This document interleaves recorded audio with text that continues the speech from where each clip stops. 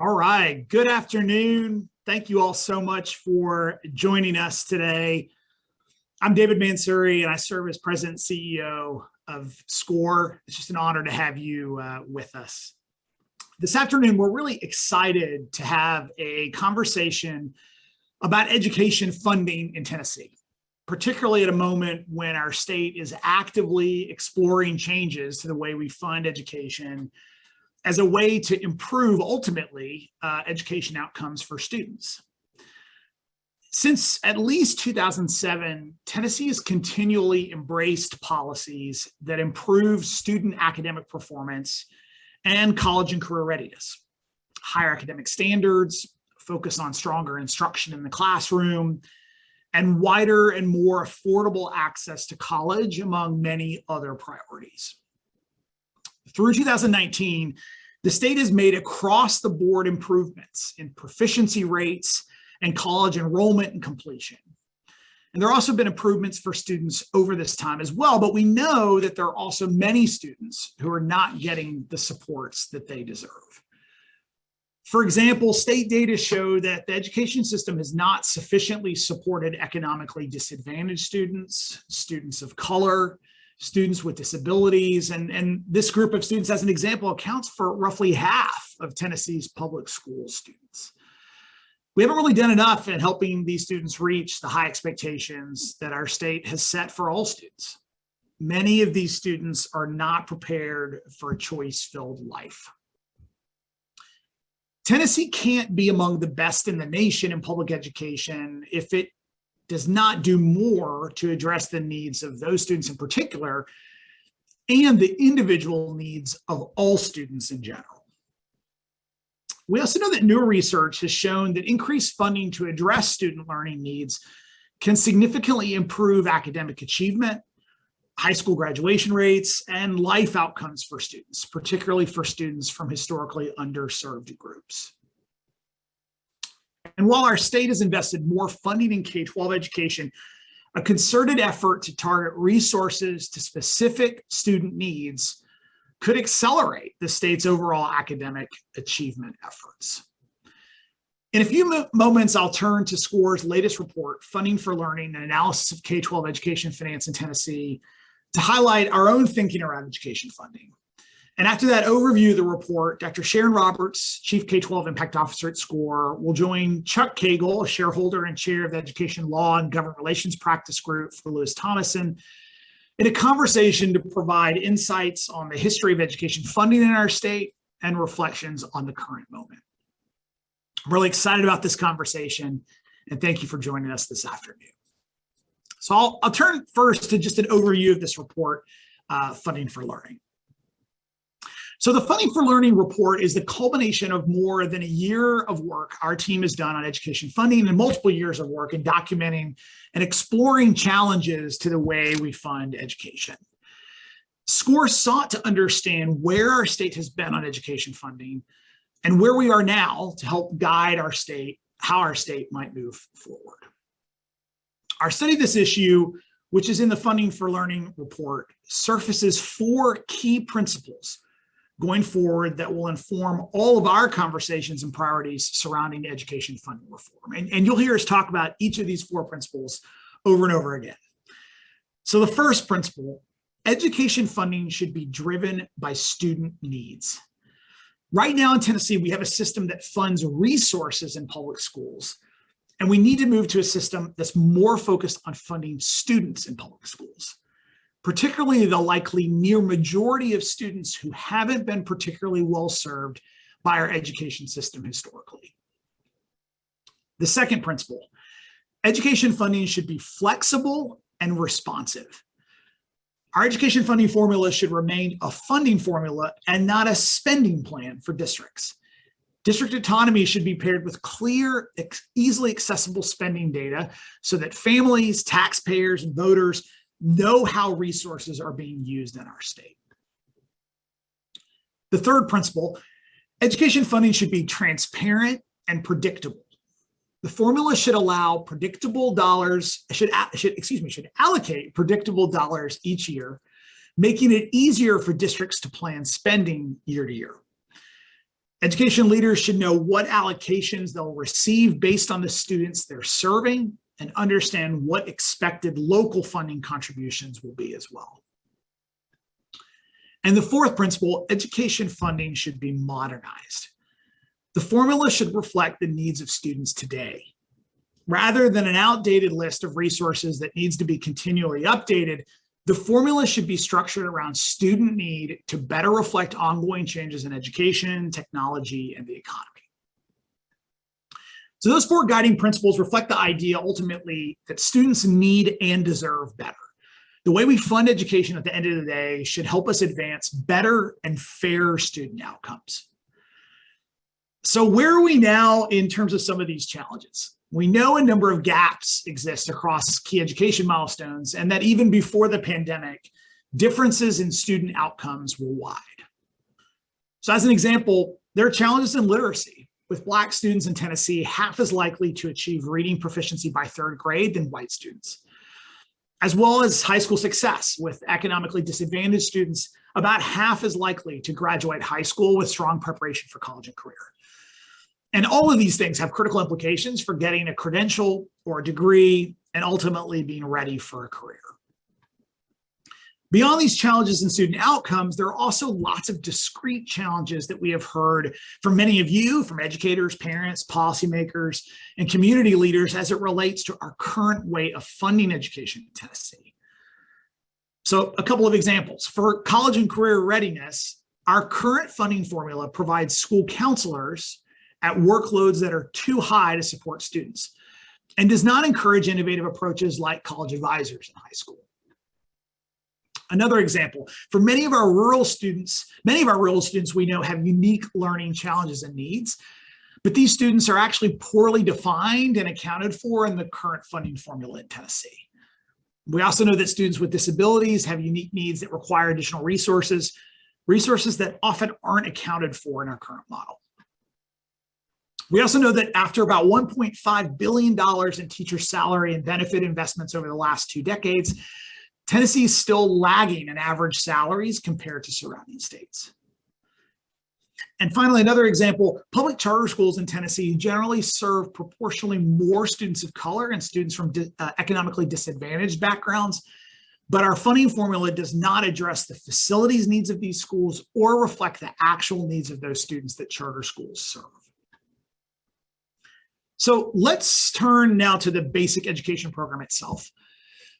As it stands, the BEP is our state's K-12 education finance formula, and it explains the overwhelming majority, more than 90% of state investments in K-12 education.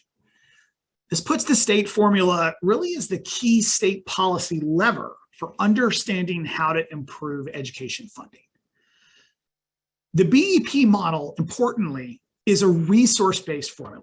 It calculates and distributes funding based on 46 different resources, things like teacher salaries, textbooks, and transportation, across 4 different K-12 education categories, each with a unique state share and local share.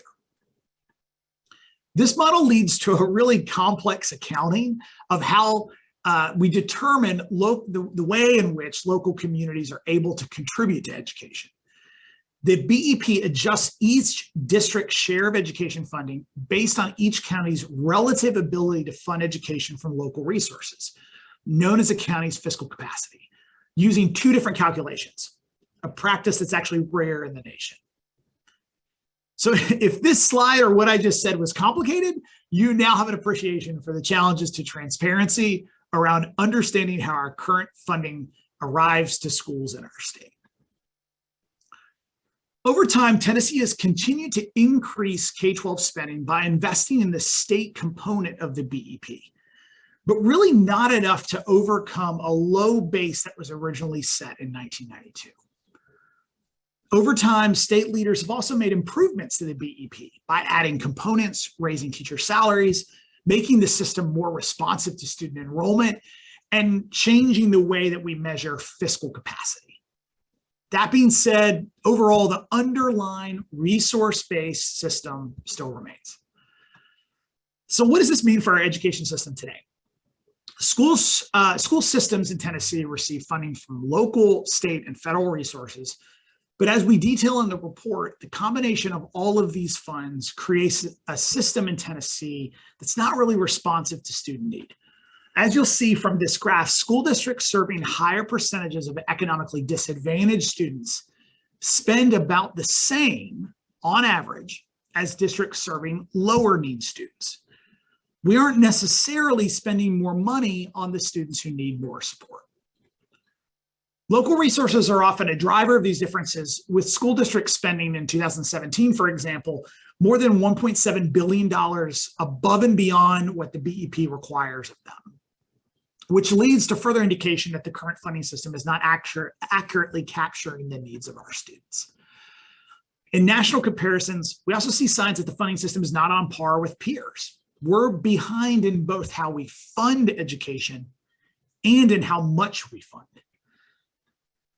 So Tennessee has a history of tackling tough challenges when it means the opportunity exists to improve student success. And all these examples lead us to believe it's time to tackle the challenge of how we fund education.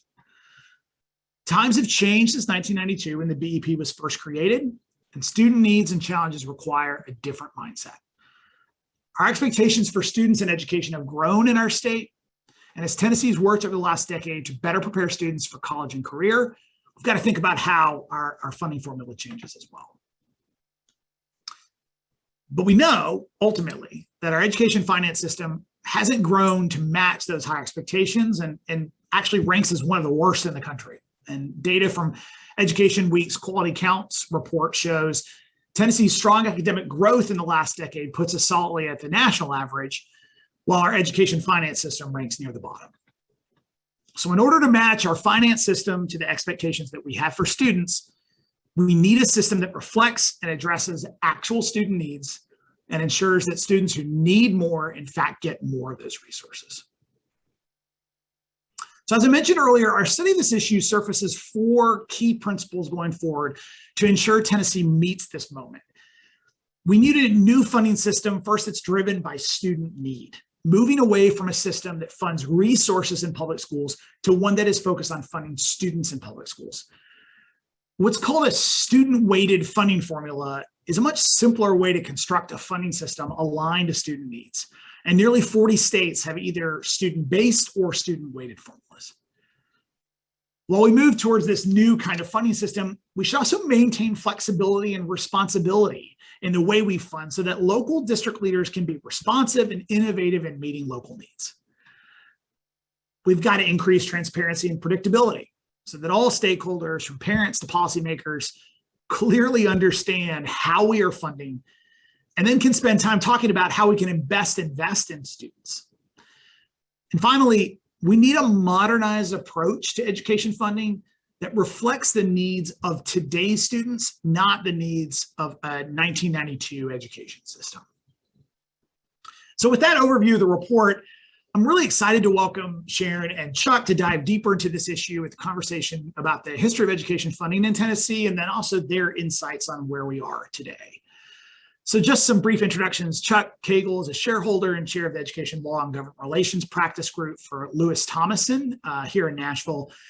He oversees the firm's representation of over 70 public boards of education. And Chuck works closely with school superintendents, school employee professional organizations, school boards, and is really a respected leader in education in Tennessee. There are few people who know more about education and more about education funding in our state than Chuck. And second, Dr. Sharon Roberts, who serves as Chief K-12 Impact Officer at SCORE. Prior to this leadership role in the SCORE team, she served as director of the Lebanon Special School District here in Middle Tennessee. She began her career in education as a special education teacher in Granger County schools and worked for more than 21 years in the Knox County school system, where she served as a teacher, instructional coach, principal, and assistant superintendent. Thanks to both of you for joining us for this really important conversation, and we'll turn now to a bit of a discussion. So Chuck, I might start with you first. You were heavily involved in creating the kind of funding policy infrastructure that we know today in Tennessee, particularly when you served in state government in the 90s. Can you give us some context on the history of the BEP, both for how the formula came to be, and then maybe just a broader conversation on education surrounding the creation of that formula. Yes, thank you very much, David, for inviting me to be here. Thanks for putting on this program. I think it's very informative that folks maybe understand where we've been and where we're going at the same time. I'll start out this segment of the program by saying, if you think what we have now is a mess, let me remind you where we were in 1991. We had the Tennessee Foundation program, and I'm one of the few who are on this call who may even remember that term. We had the Tennessee Foundation program. I am satisfied that only one person on earth knew how it worked, and that was Dr. Joel Shore, who was the Assistant Commissioner for Finance in the Department of Education under Commissioner Bob McElrath. And Joel had been there several years. Joel had an assistant who had a pretty good idea, but basically if the legislature came up with a proposal under the old TFP, it just appropriated money and sent money out. It didn't take into effect any sort of factors, or very few.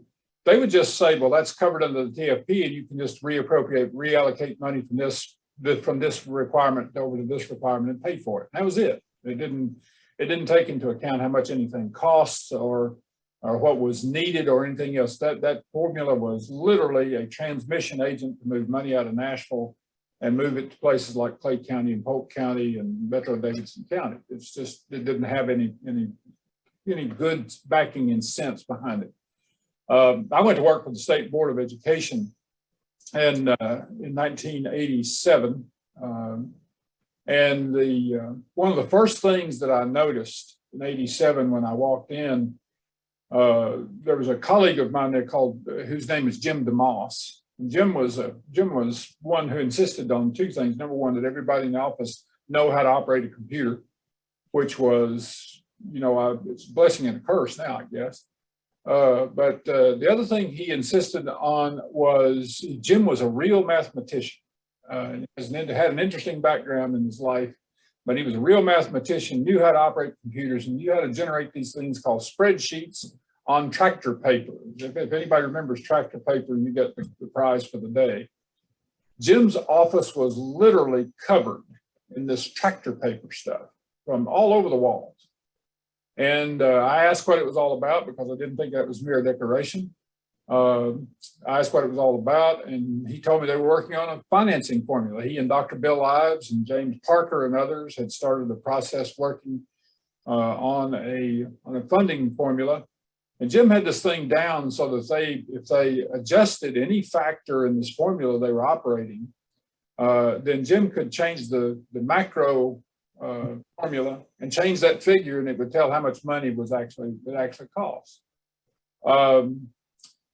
Immediately after going to the state board, we get a complaint where 66 school districts have filed a lawsuit to sue the school system, to sue the state over funding. And we continued work on the BEP. We already named it the Basic Education Program. We continued our work. Now, I will have to admit to you today that work was probably rudimentary as well, because nobody had ever thought about school funding in terms of what it actually takes to operate a school.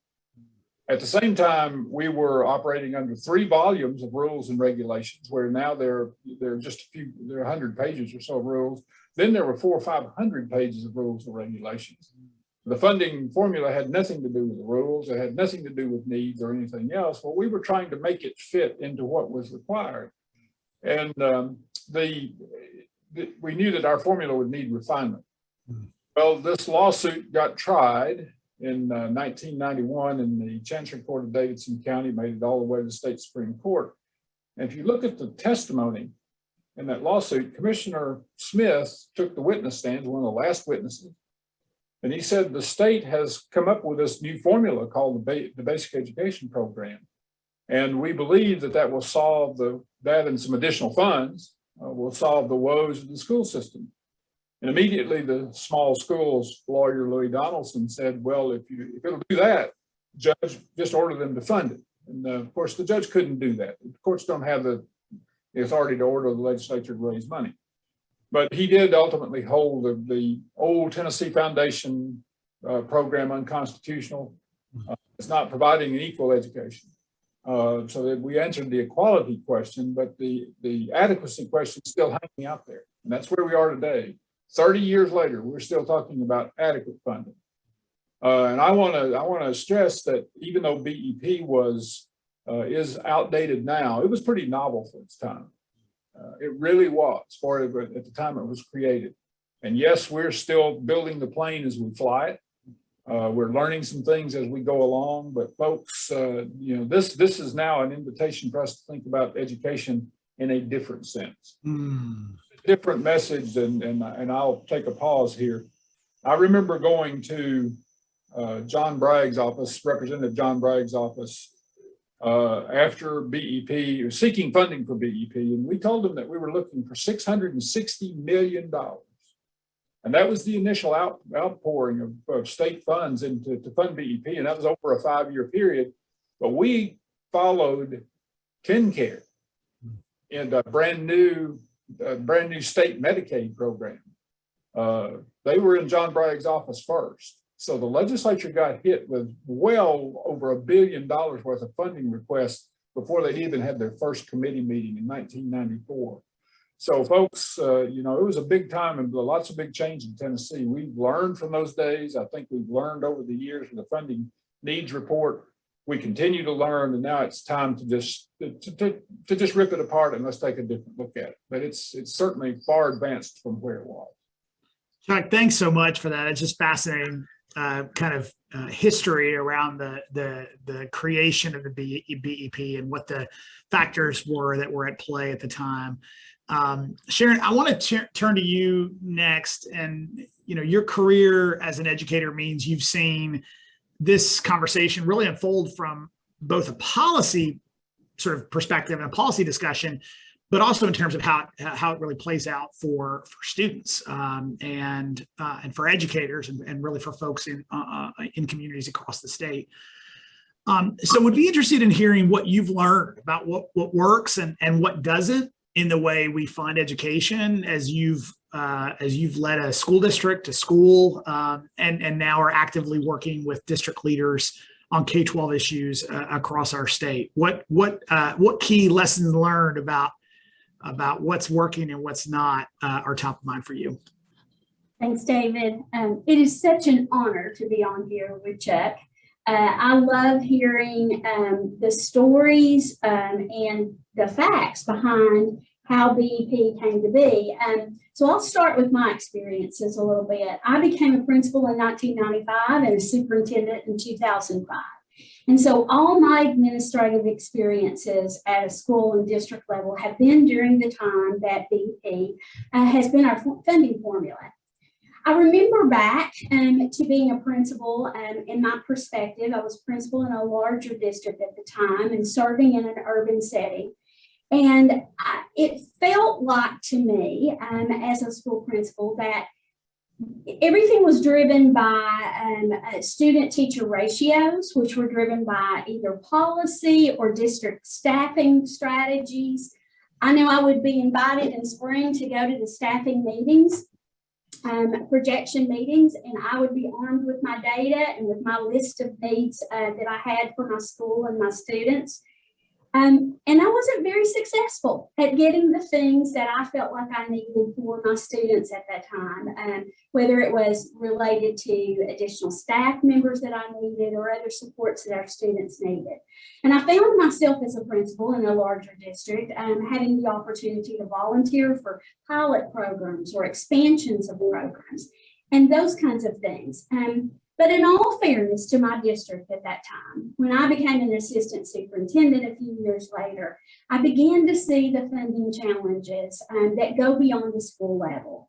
I learned about the expenses and all of the things that make up what a district does in the business of educating students.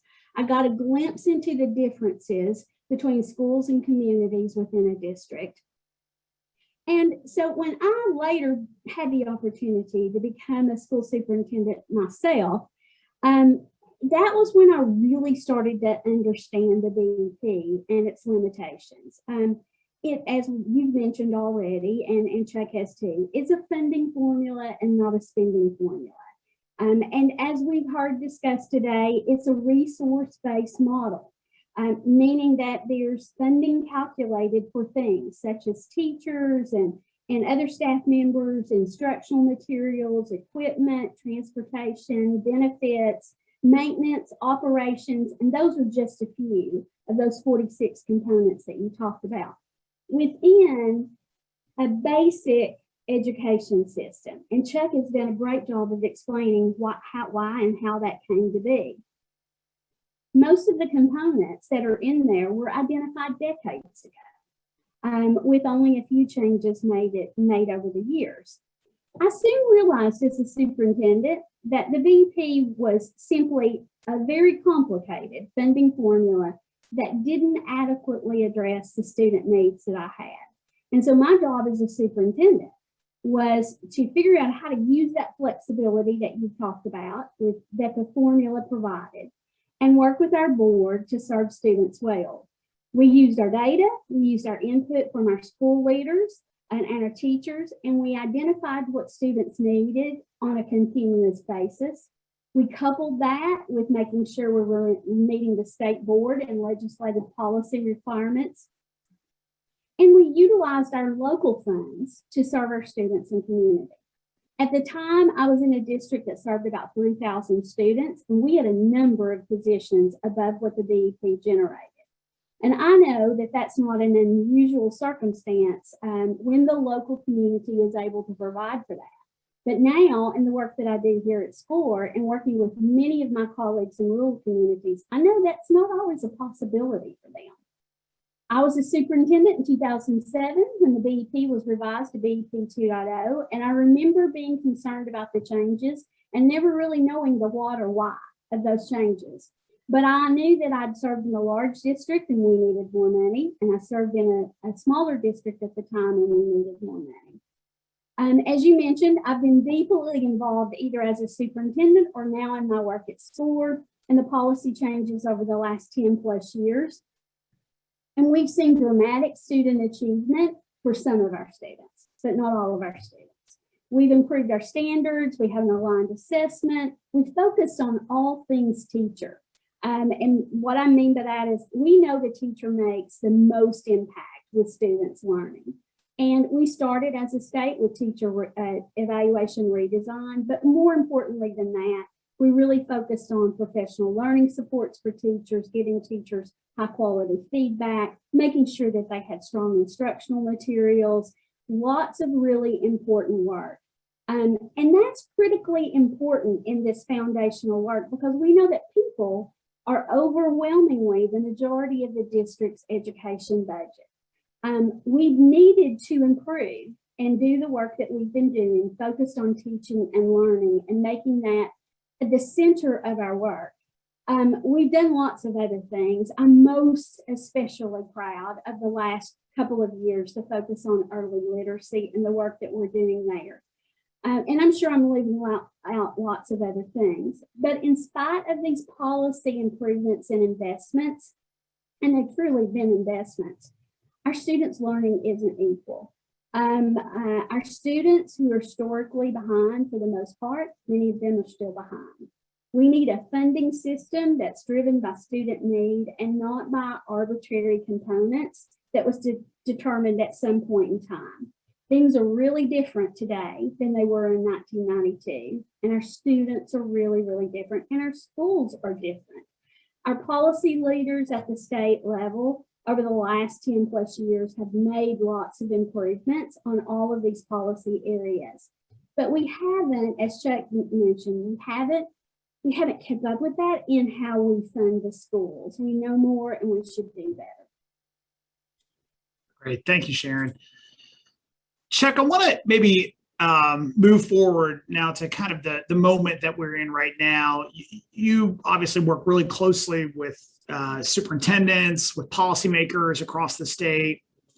And as state leaders and stakeholders are thinking about and considering how to improve how we fund education in Tennessee, Is there any advice that you would have for leaders or for advocates, given just sort of your lessons learned over time on this topic? Are there things that you think should be sort of front and center in what we're thinking about as we think about different ways of funding education in Tennessee?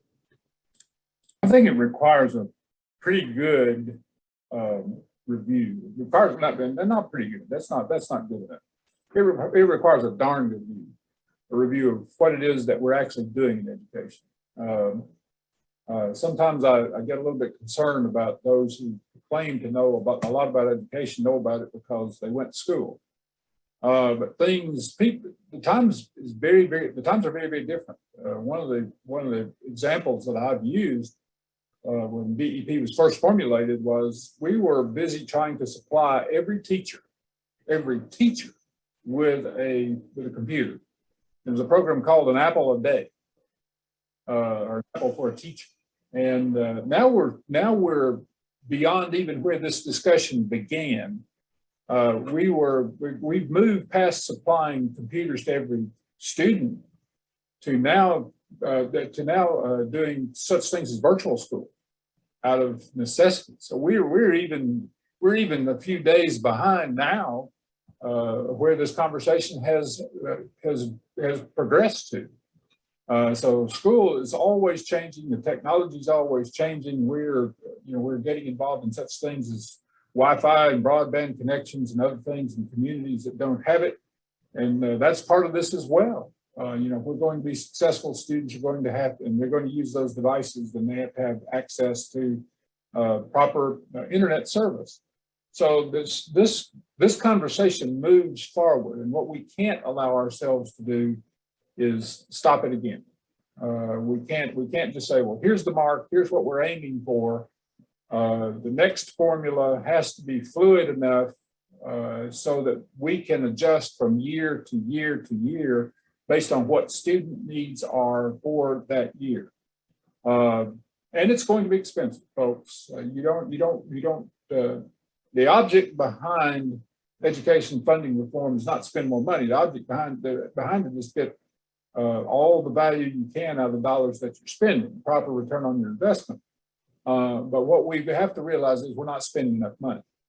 And that goes hand in hand this time around with that conversation. Is there's just, I hate to resort to a cliche, but the pie is just not large enough anymore. We have to increase the amount of money that we're spending, and then think about it seriously and literally on a student-to-student basis every year. Chuck, I want to pick back up maybe on a point that you just made and ask Sharon. You've obviously worked very closely with superintendents, with school leaders across the state who serve lots of different population types and serve lots of different student needs. And to Chuck's point about making sure that we're getting the most out of the education dollar that we're spending, how might we get sort of closer to better aligning the resources that we're investing in to the needs of individual students? We have talked a lot of it in this conversation about investing and funding students. So what does that look like? How do we get better at aligning resources to individual student needs? Thanks, David, for that question. I'm going to say something. No one knows their students, their educators, their staff, their community needs better than the educators in that community. The superintendents, the boards, the district and school leaders, they know what their children and what their parents are asking for and what their community needs. So we find ourselves now with an incredible and important opportunity to change the funding formula. And as Chuck said, invest more money. I don't know a superintendent who would say, oh, the pie's big enough, as Chuck said. No, for years, everyone said you can't just cut it differently. You have to have more funding. So we need those, but we also need to make sure that we maintain the flexibility that districts currently have and how they can spend their resources. Like I mentioned before, we've all talked about here today, our state policymakers have invested in policy changes to move Tennessee forward in education, but the underlying structure of funding hasn't changed significantly. We know that districts that we're working with in the state have been working for years to provide dedicated college and career advisors, even though those don't exist in the formula. Like I did in my district when I was there, many of our districts have invested in school nurses in every school and other supports that students need to help them. And those things, the formula doesn't provide for a nurse for every building or those additional supports that our districts have been doing. More recently, some of our districts have been doing incredibly creative things around teacher staffing to enable strong grow your own teacher preparation programs, while also giving teachers incredible leadership opportunities. None of those things are in the formula as it stands. And given the results of the pandemic, and even before the pandemic, many of our districts have or are investing heavily in literacy and instructional coaches, not in the formula. And they have also been adding interventionalists with limited support there. We do know that that's been a change more recently. We have to give greater transparency into this flexibility and into the funding process so that districts can articulate their decisions more clearly, and parents and community members and state policymakers have a window into the decision-making process that's made at the local level by our superintendents and by our school boards. That's the responsible approach. And the transparency of student-focused funding model, I believe, could incentivize our leaders to think more innovatively about their resources. I wish when I was a superintendent, I had the opportunity to approach the issue in a manner that was more encouraging and built around what students need, rather than, seeking legal and appropriate workarounds within a system that wasn't directly tied to student needs. We have to move beyond this resource-based mindset, which, let's face it, is basic, it's minimal approach to serving students, and often comes with a real or perceived limiting rules around it. Although the VEP isn't a spending plan, it's a funding formula. Again, we say that. Sometimes district leaders often start with that mindset around budgeting, around what's coming in with VEP. And they have their reasons, especially when local funding is severely limited for them. Only when we truly focus on what students need can we allow for innovation. And innovation happens better when leaders who know their students better than anyone else are able to respond to real-time local issues. Great, thanks, Sharon. All right, I want to turn to our last question. And just as we sort of close this conversation, I want to ask you both really for some final reflections, particularly as we think about the opportunity that Tennessee now has to advance a fairer and more student-centered education sort of funding model for students. What should advocates or policymakers, kind of education leaders, keep in mind? What should be top of mind for key stakeholders as they're engaging in this conversation, particularly over the next few months? Any advice or recommendations that you would give? And Chuck, maybe I'll start with you, and Sharon, one with you. Well, I think that this could be endless, but I'm going to try to narrow it down. Number one, what works in one district may not work in another, hence flexibility in whatever we do is going to be very important. I have the distinct opportunity to visit with a lot of school superintendents and to visit with them in their district offices and go to their schools from one end of the state to the other. And I can tell you the needs from one district to another district may be similar, but in many ways, but they're different in many ways. So flexibility in whatever we do is going to be very important. And flexibility in how those dollars are spent is equally as important. The other thing that I think that we just ought to say with absolute sobriety and not make it sound too over dramatic is BEP is broken. It's not going to work. It cannot be fixed. Now, having said that, let's find a solution for this problem. And it's there's still not a mass of folks out there who can explain how BEP works. So when those who don't know how it works, there's going to be some education there for some folks who don't know how it works. We're going to have to educate them on why it's not working and why things ought to be different. So we've got to pick up somewhere in the middle of this conversation and move it forward to bringing everybody on to the same theme, and that is this funding formula is broken and we need to move on. The third thing I think is just changing the formula is not going to get it. We've got to tell them that even though we are talking about inputs, which may mean dollars and a different formula, that we are still, our primary objective and the primary thing that we're concerned about is outputs. What's good for children. And if we adopt another formula that's not good for children, folks, all of us need to be punished severely. That should be a zero tolerance offense for all education policymakers. Is this policy, this new funding formula needs to be centered first and foremost on outputs. What's happening with that child, regardless of whether they're gifted or profoundly disabled, or any space in the middle. This ought to be a formula that focuses on outputs. Great. Thanks, Chuck. Sharon, you've got the final word here. What advice or recommendations would you give to stakeholders, policymakers, leaders who are engaging in this conversation now? Well, first, let me thank you, Chuck, because you were just speaking to my heart there. And we've got to be focused on students. My advice would be, I'd suggest looking at the report that we just put out and David shared this morning. Look at that as a key resource for you.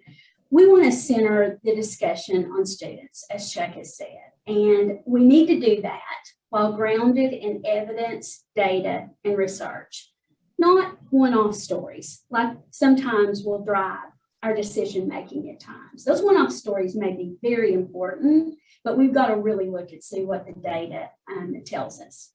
We need to focus on particular needs of students. We need to look at rural students, students in communities where poverty is concentrated, our English learners, students with disabilities, as well as schools that serve largely students of color and economically disadvantaged students, like our public charter schools, so that we aren't distracted by the things that don't impact student learning. We've got to move away from our outdated BEP, as Chuck said, he said it better though, which is focused on particular resources for public schools and towards a student-weighted formula, which is more focused on the needs of students in our public schools. That way, when we invest more in our students, there's a fairer and fuller opportunity for all of our students. I'd also encourage us to keep the whole picture in mind, even as we engage in issues that are really close to us in our communities and to our heart. This is a state formula that will have state, local, and school impacts. We've got to keep in mind that changing the formula and investing more isn't enough. We have to have more transparency about funding, and we need to ensure that we maintain the flexibility that districts currently have for how they spend their resources. I want us to move to a place where funding conversations are less about who won and who lost, and more about what opportunities students of a wide range of needs receive. Ultimately, that's what we're all supposed to be passionate about and working towards for our children. And finally, I'd ask our superintendents and educators in our state to focus on how we can move forward together. Our team at SCORE knows that this topic made me incredibly nervous when we first started talking about it because of my experiences and because of the knowledge that I have of the state's history of school funding. But as I've learned more and looked at it through a state lens for advancing opportunities for students, I believe now's the time to address this if we really want to impact all students, just like we've done when we've come together over the last couple of years and we're working toward making sure that all students can read on grade level. changes to things like a student-weighted funding formula or a math problem, as one of our team members talks about all the time. It's about taking ownership over the education that we provide to students. So let's come together and have a conversation about Tennessee's needs and setting a new approach based on student needs so that we can, so that district leaders can, in fact, really focus on what their students and their communities need. Thanks, Sharon. I want to thank Chuck and Sharon both for the discussion, for sharing their insights and perspectives with us. I also want to thank those of you who've tuned in today and are continuing to be engaged with us on this topic around education funding reform and the broader conversation that's taking place across the state. Would really encourage folks to take time to read the full Funding for Learning report. It's our hope that this report can really serve as a helpful set of context and history and background and an overview of the current challenges that exist in a way that's helpful to identify where we go next and the ways we improve how we fund education in Tennessee moving forward. I also want to encourage partners joining us today to really feel comfortable reaching out to us for more detailed briefings on the topic to answer any questions. It's my hope that you take away from today's conversation that we have an important moment in front of us. We have an opportunity to create a fairer, a more modern, and a more student-centered way of funding education, one that better addresses individual student needs, improves transparency, maintains the flexibility that's so important at the local level, and ultimately invests more in our students to meet modern expectations. So we'll just encourage folks to not hesitate to get in contact with our team at SCORE to continue this conversation. Again, thanks so much to Sharon and Chuck, and thanks to all of you who have been here with us today and for the work you're doing to advance outcomes for students in our state. Have a great afternoon, and thanks again for joining us.